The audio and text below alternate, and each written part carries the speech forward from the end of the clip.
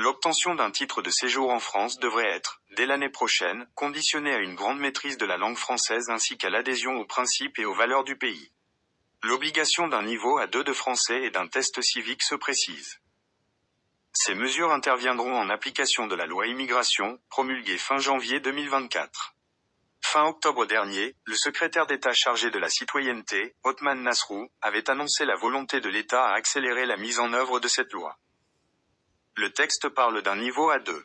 C'est une évolution importante. Et c'est l'Office français de l'immigration et de l'intégration, OFII, un organisme placé sous la tutelle du département ministériel de Bruno Retailleau, Intérieur, qui veillera à l'application de la loi immigration.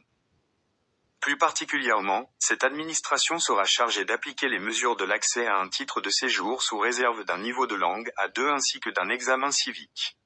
C'est une évolution importante, selon Didier Léchy, directeur général de l'OFII.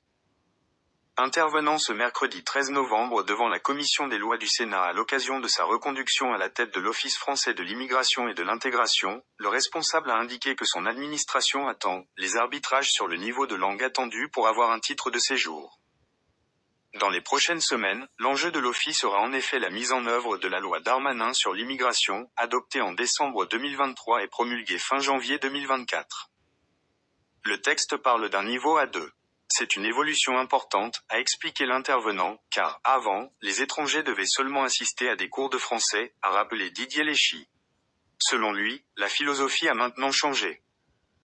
Concrètement, l'obligation d'un niveau de langue A2 et d'un examen civique pour l'obtention d'un titre de séjour, à partir de l'année prochaine, se précise.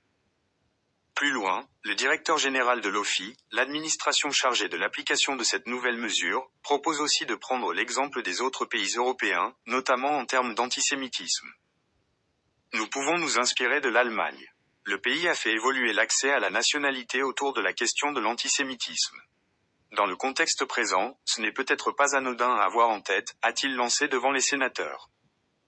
Autrement dit, les étrangers demandeurs de titres de séjour en France, ou de nationalité, pourraient, en plus de la bonne maîtrise de langue et du test civique prouvant leur adhésion aux principes et aux valeurs de la France, être aussi obligés de prouver leur rejet de l'antisémitisme, en reconnaissant l'existence de l'État d'Israël, comme c'est le cas en Allemagne.